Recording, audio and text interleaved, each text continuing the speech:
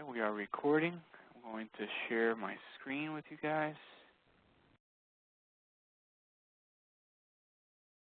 Let me know if you can see my screen. Okay, awesome. So let's go ahead and get started. So this is a project webinar. Specifically, it's for a design of an analog compressor pedal. If any of you play instruments, whether they be guitar or bass, you may be aware of what a compression effect pedal is. But for those that aren't aware, I'm going to bring up the schematic for a standard one. Okay, for those of you that aren't aware, the goal of a compressor is basically to limit the difference between the softest sounds and the loudest sounds. And by doing so, it ends up kind of equalizing the sound level of the different passages. So when you play really, really loud and you play really, really soft, the compressor tries to kind of bring them back to a middle, even out those volumes. The end result is that sometimes, or oftentimes, it'll make the lower sounds sound louder, which as your note starts to decay, the sustain will increase. It'll sound like you're just holding the note forever. And when you have very loud or very strong passages, it'll kind of bring them back to a more neutral level. So it just helps to even out a mix. And whether you know it or not, everyone has heard what a compressor sounds like. Any music you've ever heard on a CD is compressed in order to limit the amount of data a CD has to store. So it's a very common effect. It's subtle. It's usually more felt than heard, but it's an important one. And I thought just from a circuit design perspective, it's a very interesting circuit to go over. It has a lot of elements that maybe some of you have never run into before.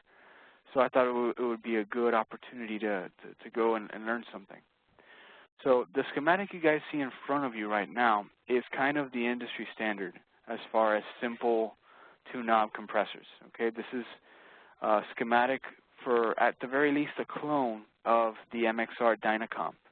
Okay, nowadays I believe the rights to that pedal are owned by Dunlop, so any and all rights to that belong to them. But our goal here is really just to analyze it for the sake of learning a little bit about circuit theory and being able to compare various types of feedback. Now, from what you guys can see here in the schematic, this may seem a little bit overwhelming. So what we're going to do is we're going to kind of go back to a simpler form. We're going to break this down into just a block diagram to get a really general overview of how this works. And then we'll jump back into this schematic and look at the details. Okay? Now, this isn't the one that I'm going to be building for my personal project. I'm actually going to be building another design which we're going to analyze shortly after this one. But the idea behind showing both is being able to show the strengths and weaknesses of one versus the other, and the design choices between one and the other. So let's look at a simplified block diagram of this design. So I had to open two instances of EAGEL because otherwise they kind of interact with each other and they mess with the simulation. But this is a really simple block diagram of the circuit you just saw. Okay, we have the power, which is a real simple basic power supply. We have an input stage, which basically decouples the signal, makes it an AC coupled signal, and then transfers that to our OTA stage, which we're going to describe in a second. That OTA stage then transfers this signal to the output stage, and then we have our output. The key point to take away from this block diagram is this feedback path. Okay, we're feeding back from the output back to the OTA. Okay, so let's go to the main schematic now that we have kind of a general idea. As you can see, it all pretty much flows through. The only location where feedback occurs is from the output back to the OTA. So let's go ahead and see what the OTA is and how it works. So as you can see here, all the blocks here is a basic power supply. Very, very simple. Nothing crazy going on here. We basically have the power source, which is going to be a battery in the real design, but here we've simulated it with a voltage source. And then we have a bias voltage. Now this bias voltage turns out to be about 1/3 of the battery voltage. Okay, so if the battery voltage is 9 volts, this comes out to be about 3 volts. And here you can see the various blocks. This whole block here is the input stage. This whole block here is the output stage, and then here we have our feedback path. This middle part here is the OTA. Now, what is an OTA? For most of you, you've maybe never seen a schematic symbol like this. Okay, this may not seem very familiar. Certain aspects of it do seem familiar. For example, we can tell this is kind of the basic symbol for an op-amp, but what these two circles are, initially you may not have any idea. OTA stands for an operational transconductance amplifier. Okay, so OTA, operational transconductance amplifier. Both circuits that we're going to analyze today use this component, and it's actually a kind of a pivotal part of the compressor circuit. It's kind of the heart of the compressor. So what is it? Well, let's go and work off of maybe the knowledge of what an operational amplifier is. We know an operational amplifier takes the difference of the two input voltages at the inverting and non-inverting inputs, and then outputs a voltage. Okay? The operational transconductance amplifier, the OTA, is kind of similar. Okay? It takes the difference between the two pins, the difference in voltage, but instead of outputting a voltage, it outputs a current proportional to that difference in voltage at its inputs, and here's where it's very, very different from an op-amp, proportional to this current coming in. Okay? Whereas an op-amp has a built-in gain that's very high, and usually in the hundreds of thousands or even millions. The OTA's gain can actually be controlled by this current here. Okay? So the more current flows here, the higher the gain. The higher this voltage gets multiplied by to get an output current. Okay? The less current that runs through here, the lower the gain of the OTA. Okay? So as you can see, this is one feedback path right here, and this is the main one for this circuit. Okay? This is the feedback path for this circuit. So now that we've described what the OTA is and how it kind of works, okay? Very basic, difference of voltage here creates a current here based on the amount of current flowing into this port here. That controls the transconductance of the amplifier. In some circles or in some literature, you'll find that listed as GM. Okay? So let's start from the beginning and work our way across. Okay? This is the input stage. Okay? These two first components basically just AC couple the signal coming in. The bias basically now adds a new DC bias to that signal, which is at about 1/3 of the power supply range. So as you can see, you don't have a lot of headroom. If this signal comes in very loud or very high, then you can end up clipping on ground. You can end up crashing into ground. Because the center of this AC coupled signal is around V bias, which is at about 3 volts. This transistor here is configured as a common collector amplifier. Okay, and a common collector amplifier is kind of an easy, can be easily understood as a unity buffer. Think of it in those terms. So the same way we have a unity buffer circuit with op-amps, look at the transistor in the same way. A common collector amplifier basically works as a buffer. It has no voltage gain. So basically the voltage here and the voltage here is going to be about the same. But you have current gain between the two. So in that form, it behaves as a buffer. Okay, here's some basic filtering. Nothing crazy going on here. Now this requires some attention, okay? In the original circuit, which you guys can find here, and I'll obviously later on be posting all these design files for review. In the original circuit, this is a potentiometer, but for simulation, it's a lot easier to just put 2 resistors. And that's a tip for you guys whenever you're going to do any sort of simulation. Make sure that if you have any potentiometers, it's a lot easier to just work with 2 resistors and mess with the values of those resistors. So I've gone ahead and squared them, put a square around them, and I've listed it as being a 2K pot. Okay, the only purpose of this pot here is basically to create that difference. Okay, because if the voltage here and the voltage here are the same, you're not going to get any output. So the whole purpose of this is to basically get a scaled version of the input waveform here. Okay, now you can see this big resistance here. This is 470K. It really doesn't interact much with these 2 resistors. So you can almost ignore it and treat it as if this was just a plain voltage divider. Okay, so what we're just doing is we're providing a scaled version of the signal here. Okay, and then here's some additional filtering. That's all there is in this input stage. The whole goal of this input stage is to create a difference here so that we can have some output on the output stage. Okay? That's all it did. Guys, if you have any questions on any of this, however trivial you may feel it is, or you're worried about, just go ahead and feel free to send them in. Okay, let me see, we have some Q&A. Nothing has come in. Okay. So feel free to just, any questions you guys have, send them in. So now we again reach the OTA, the transconductance amplifier. Okay, and basically this current here is proportional, like I said, to this difference in voltage and this current feeding back. Okay? Now this circuit is not too difficult to understand either. A couple of things going on. For now, let's ignore all of this part. Okay, and let's just focus on the transistor and what's going on here. Okay? So once again, the current here signal gets cleaned up. It's an AC coupled signal, so we make sure that we have a bias. And then if we ignore this part, as you can see, you're just basically outputting over here. This becomes a common emitter amplifier. Okay? What's unique about it is obviously this whole section here. Now, what this whole section does is this becomes a differential amplifier here. Well, let me not say an amplifier. It's not an amplifier, but it is a differential signal that gets formed. So basically, if we were to probe the signal here and probe the signal here, we would see that they are basically 180 degrees out of phase with each other. They're inverted, respect to each other. And that creates a differential signal. So the part that's on the negative swing here is actually on the positive swing here. And what that allows the circuit to do is to basically keep everything positive over here.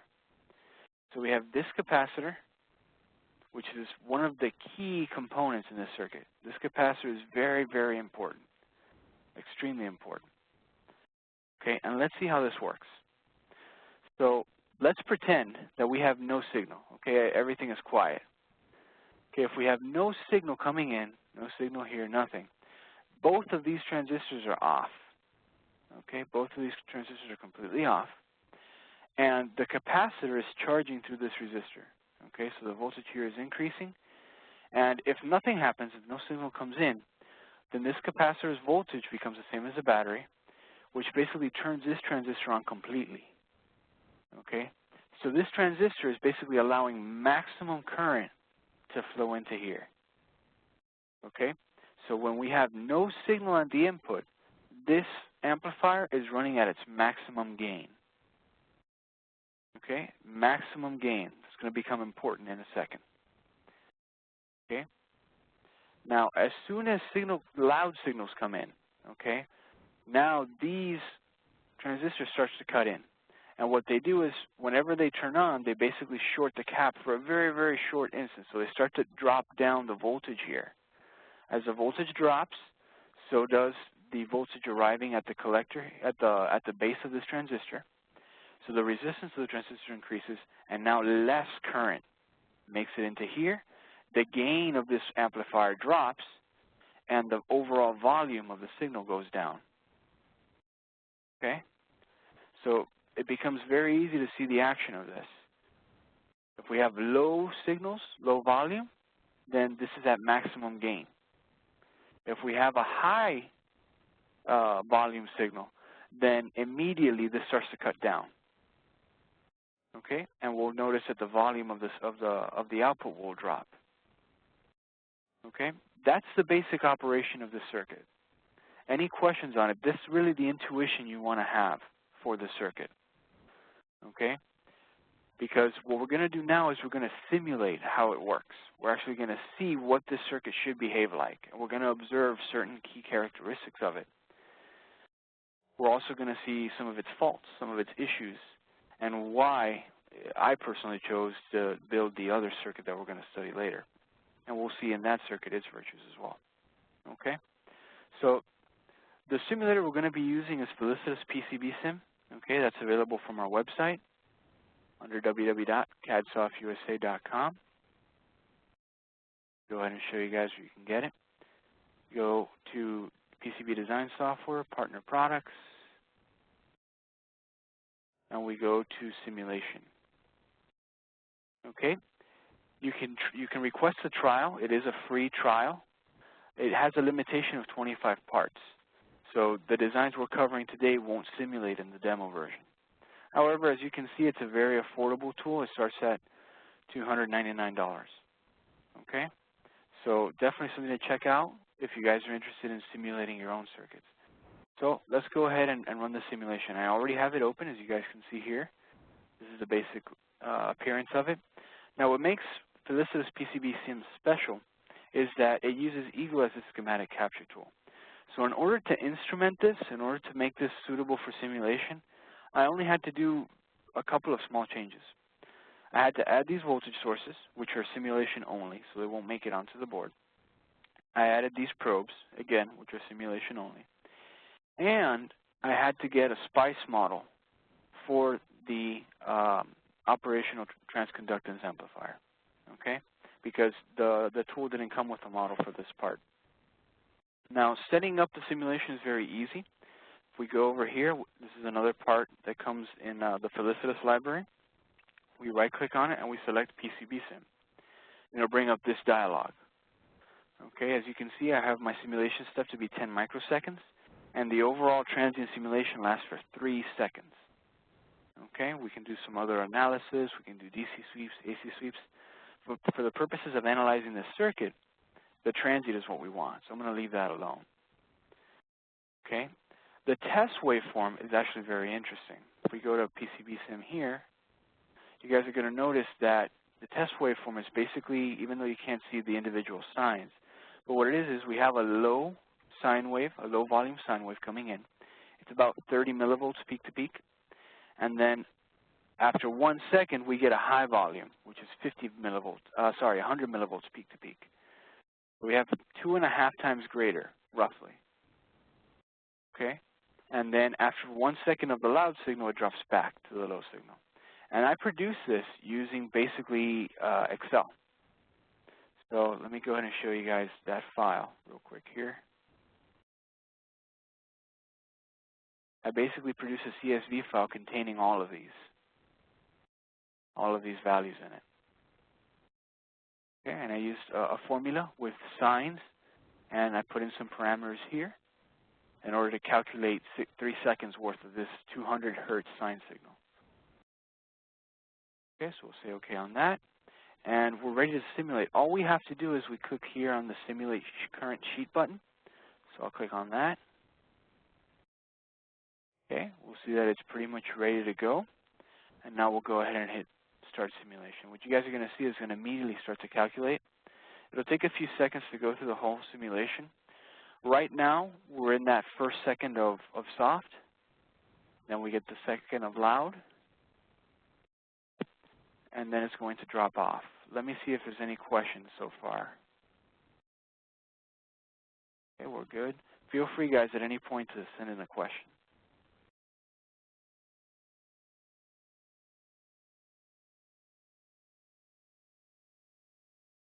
Okay. One of the users was saying that he couldn't see the probes. Let me go ahead and zoom in on the schematic for that. The probes are right here. These are the voltage probes that I've put in, okay? So now let's go back to the simulation and observe a couple of key points. Okay, compressors generally submitted to this type of signal, this is going to be their response. Okay, so here we have 1 second of a low volume signal. So you can see it's been amplified because if we zoom in, the white part just highlighted, that's our input signal, and then V out is our output signal. So we see that we have amplification. There's always amplification available. As soon as the high signal kicks into play, we see that for a second it does amplify to the same level, and then it starts to compress. It starts to pull down. Okay? This section here where we see it start to pull down, this is known as the attack. Okay? And right here we're seeing kind of a weakness of the design. Generally, you want, as soon as the loud signal kicks in, you want compression to kick in. But as we can see here, there's actually quite a bit of a delay in how long it takes to get to full compression. Okay? So right about here, we're at the compressed level for this volume. Okay? And it'll stay there. Once it goes back down, once our volume drops, what's going to happen is you notice that the output signal starts to swell back to normal. Okay? This phase of the waveform is known as the release. Basically, by adjusting certain values, you can, hopefully, control how long it takes for the effect to release, the effect to go back to this normal volume. So as you can see in this signal, within the 3-second time frame, we don't quite get back to full volume. Okay, we don't quite return to the normal volume here. Okay? But this is what every compressor will do when subjected to this type of test waveform. Okay, we see a period of attack in which it's trying to get into compression. It reaches compression, it stays there, and then after we get back to a low volume, it takes a little while to release. And this release is what creates the illusion of sustain in a signal. Okay, because if your node is starting to decay at the lower volumes, this swell kind of compensates that decay, and you basically get a uniform volume all throughout. So what are some of the drawbacks of this circuit? Okay, well, if we go back to the schematic, this pot in the original pedal is inside. You can't tweak this. You can't adjust this. The only two pots you have to actually adjust is this sensitivity pot, which is over here. But again, I've modeled it just as a simple resistor whose value I can change. And we would normally have a volume pot here, which I've just replaced again as a simple resistor. So you can adjust the volume, which is an overall gain, and this sensitivity here is basically the only control you have over this circuit. Okay, by adjusting this value, you basically adjust attack, you adjust how much compression, you adjust the release. So as you can see, you don't have a lot of flexibility in this circuit. Okay, we can play with different values of this. So right here I have it at 100K. Let's go ahead and change it to something else, and let's run the simulation again. Okay, I'm going to set it to a really low value, and what that's going to do is it's going to allow for a lot of compression. Okay, we're almost going to be fully compressed to a point where it probably wouldn't be even nice to listen to because you have no variation in volume, but it's the extreme case. So I'm going to actually drop it by a factor of 1,000 and set it to 100. Okay, so let's go ahead and simulate it now.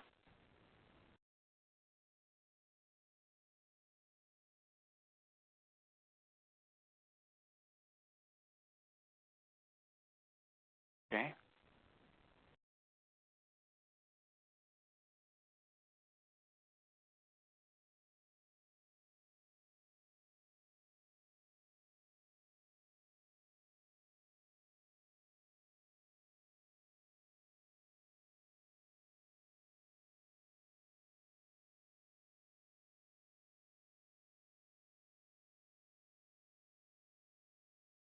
Okay, so what can we observe here? Okay, first thing we notice is the attack has become a lot sharper, but the compression is so extreme that even though the difference in volume of the original signal is like 2.5 times, we see that the volume almost doesn't change at all. Outside of the initial tack portion, which is very slow, this volume pretty much stays consistent throughout this whole passage. Okay. The other thing we'll notice is that the release is actually a little bit quicker. We're at the end of the 3 seconds, we're almost back to normal volume. Okay. So as we can see, by going to the extreme case of the compression, the attack is sharper, okay, and the release is a bit shorter. But we don't really have control over these parameters. We can't really adjust these to our whim. We're limited by the design of the circuit, okay? And what really is controlling a lot of this is that capacitor, that C10, okay? If we go back to the capacitor, over here, if I were to make it 100 microfarads, for example, go ahead and change its value. Oops, hit the wrong. Make this 100 micro.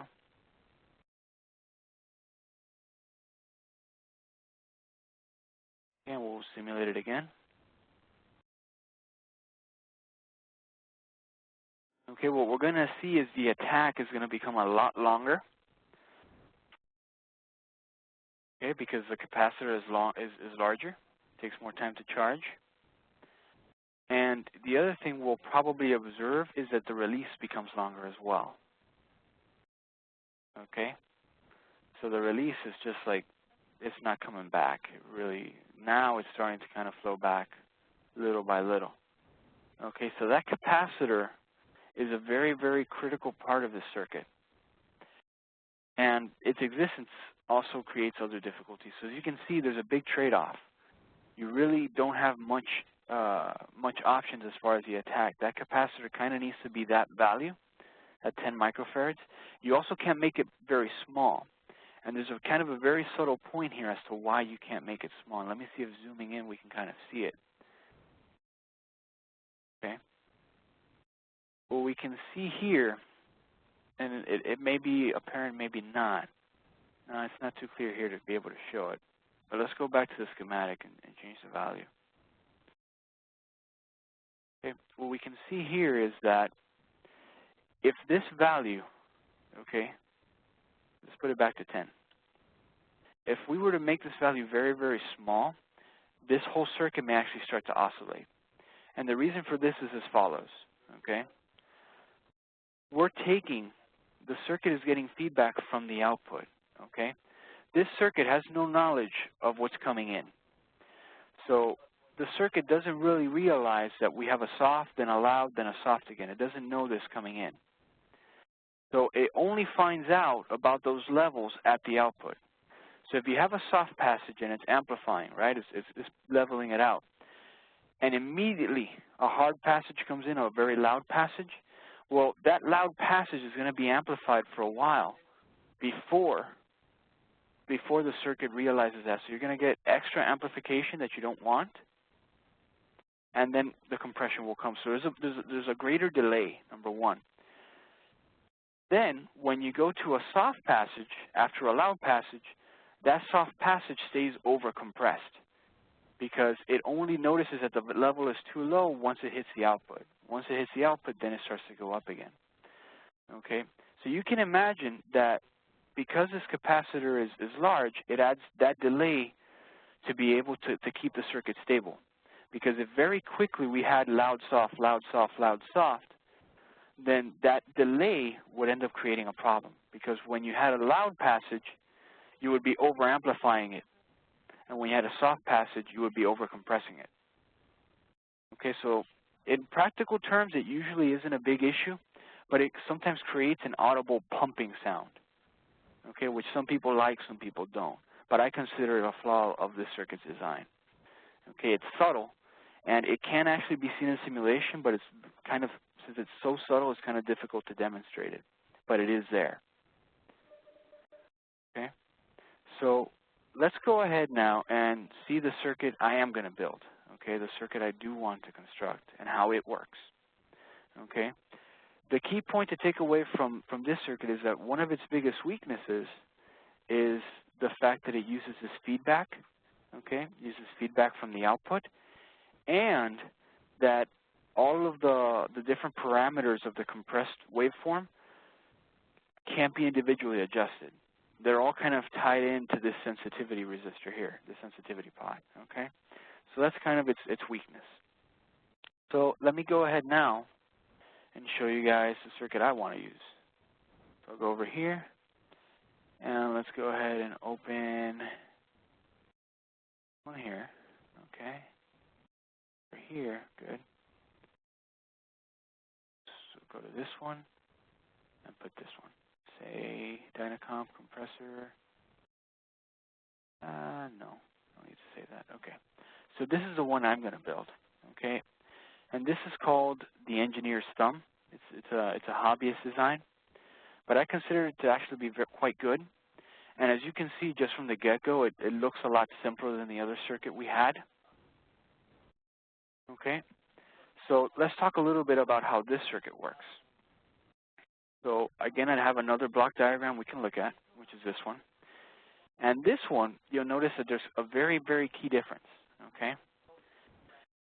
This one, the operational transconductor amplifier, its gain is controlled by this feed-forward side chain, okay? And the OTA itself is within the feedback loop of the main amplifier, okay? So this circuit incorporates feedback and feed-forward, and we're going to see the benefits of feed-forward really, really soon, okay? And then here's the basic power supply.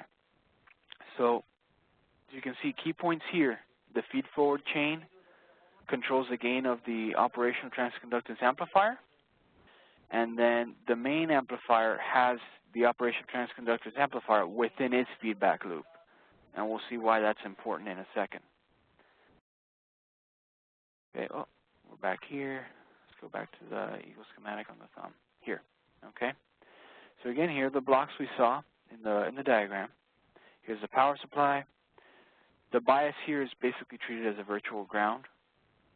Okay, so you'll see that it's VCC over 2 or 4.5 volts. Very simple. Here we have a main amplifier. As you can see, it's just a simple op-amp with a control potentiometer here and this little capacitor to keep it from oscillating. Then we have the OTA here in its feedback path, okay, the operation transconductance amplifier. Now, this may look a little bit menacing, okay, but again, you can see it's very simple. This part is tied to the virtual ground, and this part is the output of the circuit, okay? So it's just a difference in voltage here, very easily to distinguish, okay? Amplified by the gain as controlled by this feed-forward network over here, which we'll discuss in a second. An easy way to understand this part is take all this in your mind and replace it with the resistor whose value is controlled by this current. Okay, it's a current-controlled resistor. It's basically how this circuit is behaving. Okay, it's a current-controlled resistor. Look, think of it in those terms, and you'll see that basically this is just a really simple amplifier that pushes through here. And then, like I said, the resistance of this current-controlled resistor is controlled by this current here. So what do we have here? As you can see, this circuit is aware of what's coming in through this feed-forward chain here. So what happens? A signal comes in, it's AC coupled, okay? It goes into the main amplifier and it goes through this feed-forward chain. This circuit is basically just a simple peak follower. It's basically just following the loudest parts of the signal. And it's controlled by two resistors, which we can adjust. Okay, one is the attack, one is the release. That's starting to maybe give you an idea of what we can do with these resistors. Okay. The peak then controls this current source, okay? So this current source is what handles pumping in current into here, okay? Pretty straightforward. So let's go through the behavior of what we expect to see in this circuit when we have no signal, right? We have 0, 0, 0, 0, 0's here. Okay, if 0 is here, then there's actually a lot of current flowing through here, okay? There's a lot of current flowing through here. So the gain of this OTA is actually at its maximum when the input signal is very low. Now, you guys may remember that that's the opposite of the other circuit. Why? Okay? Now, one thing that you can't extract from the simulation, but you can extract from the data sheet, is that operational transconductance amplifiers have two very big defects. Number one, they don't clip gracefully. Okay, so if you force them to clip, it's not going to sound good at all. But number two, and that's what's important here, is that they're very noisy. They introduce a lot of noise into the circuit. Okay, so let me bring up the other schematic so we can see that key point here. Okay, let me bring up this one. Okay, in this one, when the volume is low, this thing is running at maximum gain. Okay, so it's adding a lot of noise to the signal. Okay, it only starts to drop in gain once the signal is too loud, and then it limits or compresses that signal. Okay, in the other circuit, we have that going the other way around. Okay, when the passages are low, we have the gain here very high. Okay, So what's going to happen with that? If we imagine this being a current-controlled resistor, then we have a lot of current, and when we look at the difference in voltage here, we basically have a low-value resistor. Okay? So this ends up having high gain. I'm sorry, no. Let me check that again. I always get confused when I'm comparing both circuits, so bear with me 1 second. So volume is low, 0, 0. We have a high current flowing in here. Right, this gain is at its maximum. Okay, so it has a low resistance, low feedback. No. How was it? How was it?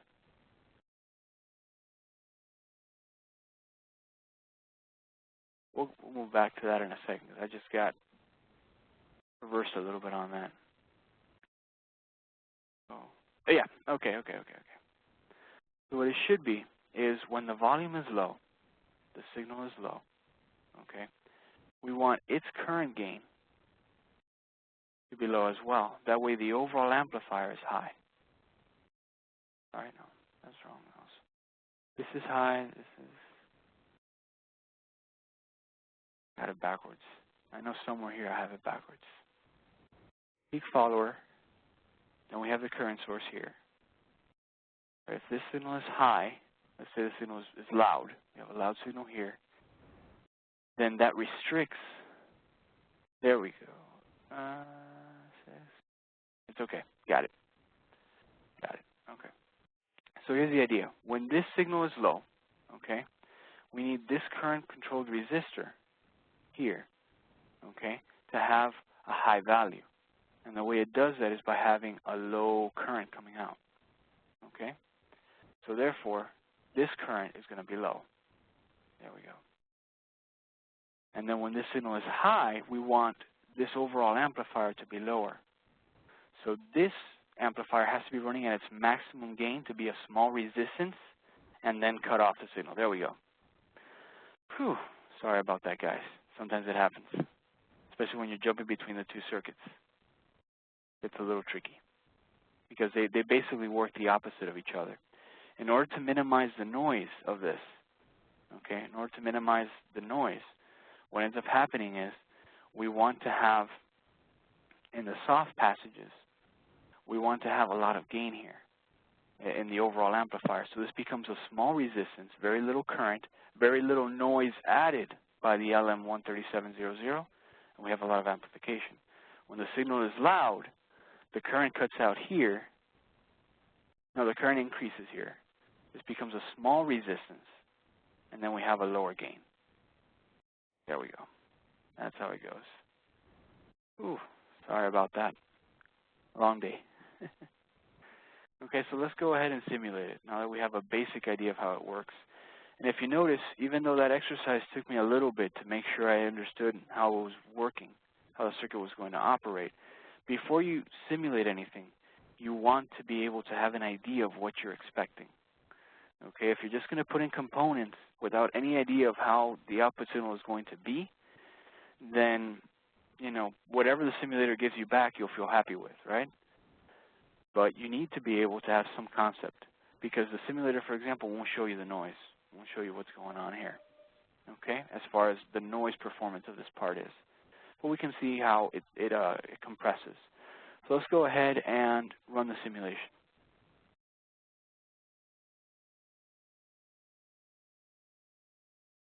Okay. Now you may notice that there's a peak at the beginning. I didn't set initial conditions to these components, so the first part of it you can kind of ignore. It's very stable in its compression. We have gain again on the output. Now what you're going to see here now is very, very interesting. If you notice, the attack is very, very fast. Okay? It immediately starts to compress.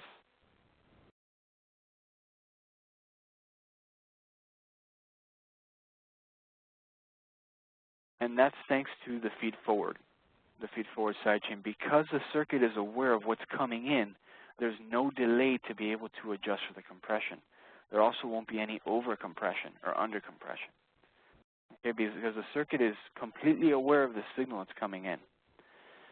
Now in this case, what I've done is I've adjusted the values in the circuit in such a way that the release period becomes very apparent. We see that we return rather quickly back to normal volume. And to show that we're not fully compressed, we still have some dynamic range here. We still have some difference.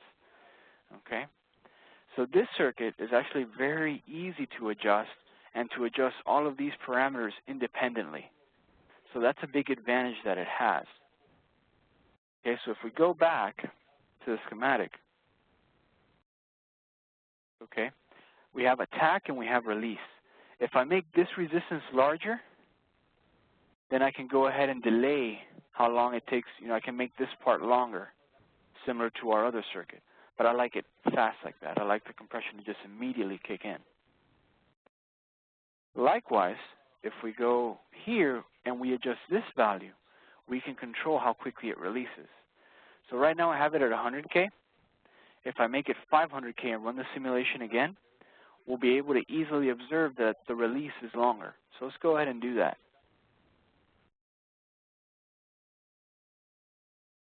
Make it 500K, 5 times longer.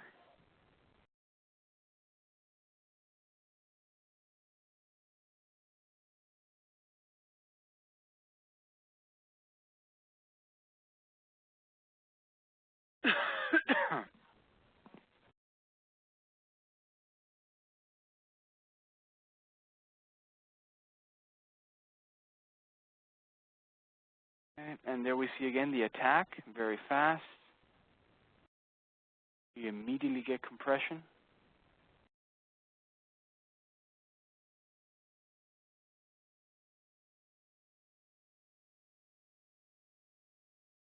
And then once we reach the point where it's going to start to release, we'll notice that the release is a little bit longer, or actually quite a bit longer than we had before, simply by changing that one resistor.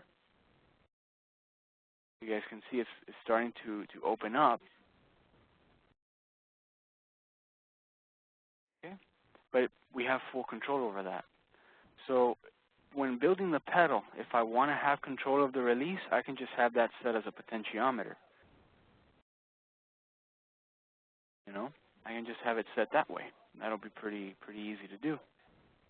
Whereas in the other circuit, there was a lot of interaction between the capacitor and the sense pot, so it wasn't as easy to control the release. Okay. Likewise, like I had mentioned, I could do something similar with the attack. If I go back to the schematic and I change this resistance to something larger, let's say, I don't know, 2K.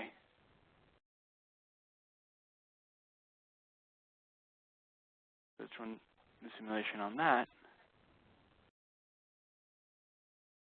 We'll be able to observe that the attack pretty much is independent of the compression.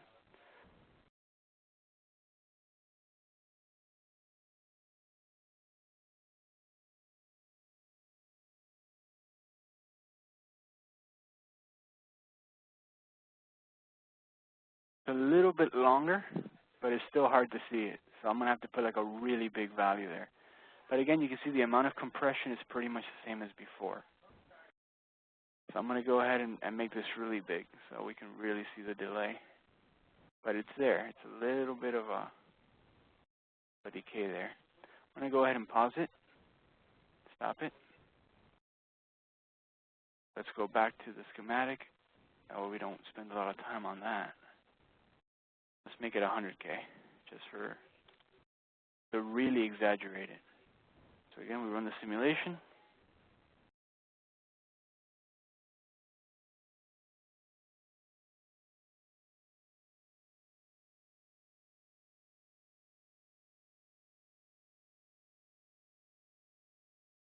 Okay, we're getting there on the second.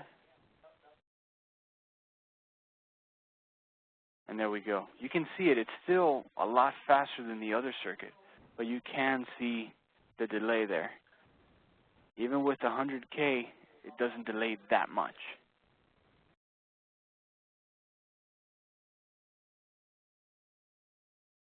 Okay? So as you can see, we have full control over, easily within the circuit, over the release and over the attack parameter, something we didn't have with the other circuit.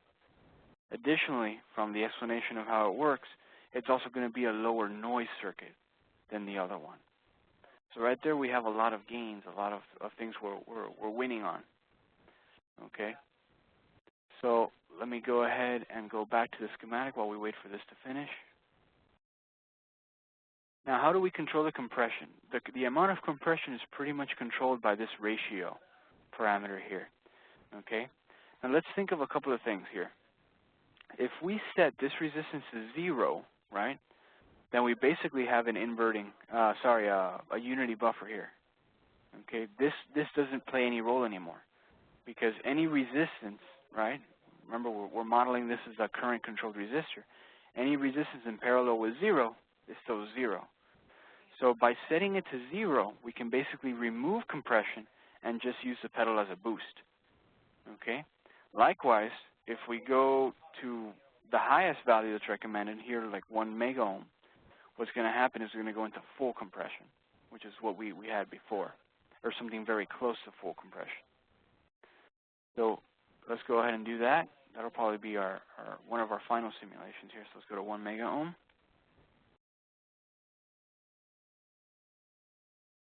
Okay. And let's go ahead and simulate this.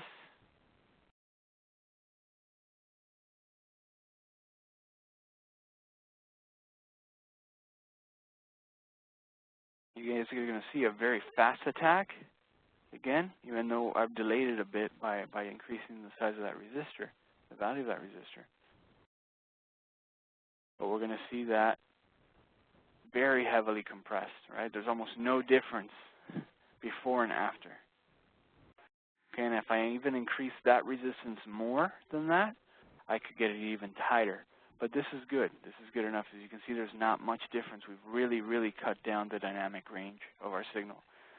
We have a signal that is 2.5 times larger than our soft volume, and yet, again, almost no difference in the volumes here.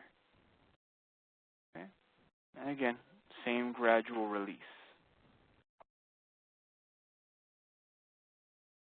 So from the design of this circuit, okay, from the way it was made and built, the goal, or my goal with it is to, for the next part of this webinar, actually have built this pedal and have some audio clips to share on, how the end result ended up matching the simulation. Okay, but this is a characteristic waveform. As soon as I saw it, I knew that the simulation was good.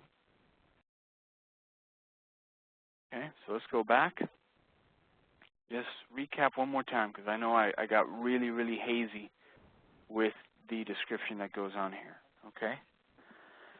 So when we have a loud signal come in, okay, we have a loud signal come in, we want the overall gain here to be low. Okay?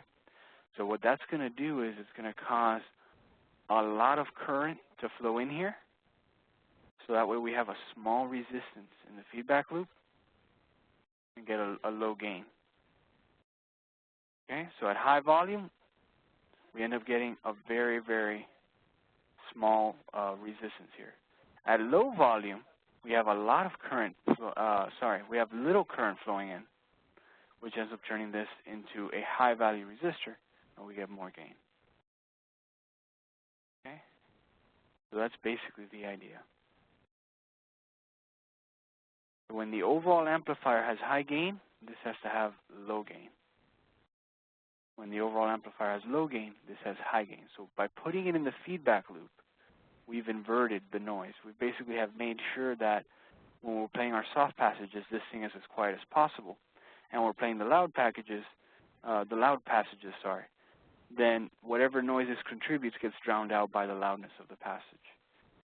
So for those reasons that I've chosen to build this circuit, and this is the one that I'm going to build and turn into a pedal. Okay? Like I said, all of the simulation results were handled in PCBSim. Please visit our website, www.cadsoftcomputer. You go PCB Design Software, Partner Products.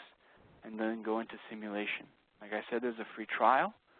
It's very inexpensive, and it can handle analog designs, it can handle digital, it can handle signal integrity simulation.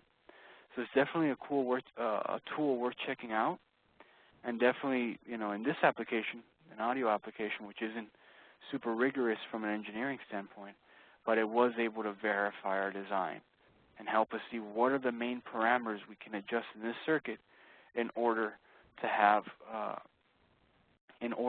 to get the compression effect that we wanted initially. Okay, and again, all the magic happens thanks to this LM13700 operational transconductance amplifier. This is the heart of both compression circuits. Okay, if you guys have any questions, I know there was a lot. Please feel free to send them in. Okay, so just feel free to text, to send them to the chat, to the Q&A. If there's anything you want me to review, please let me know.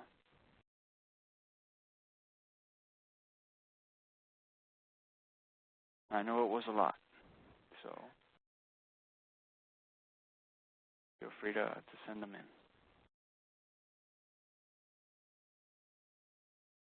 Yeah, again, as you can see, it was very easy to instrument this.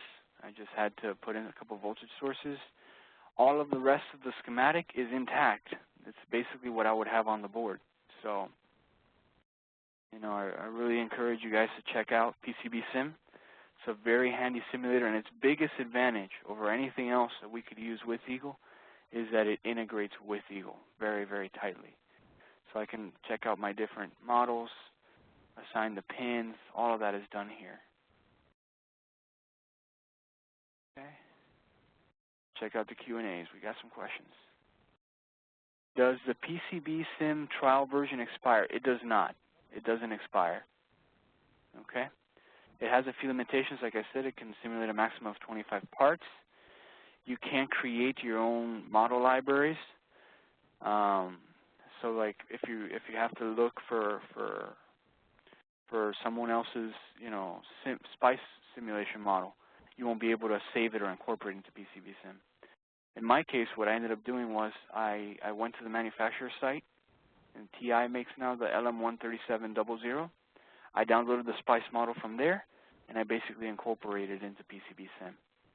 So when you have a full version, you can simulate anything. As long as you can obtain a reliable model, which I was able to do for the LM13700 and for the TLO72, everything works honky-dory. Okay? Any other questions?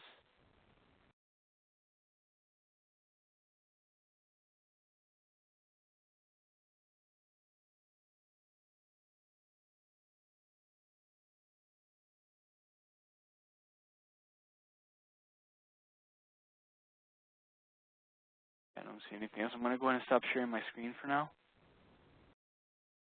So guys, I want to thank you for being here with us. Is this the hobbyist? Is there a hobbyist version?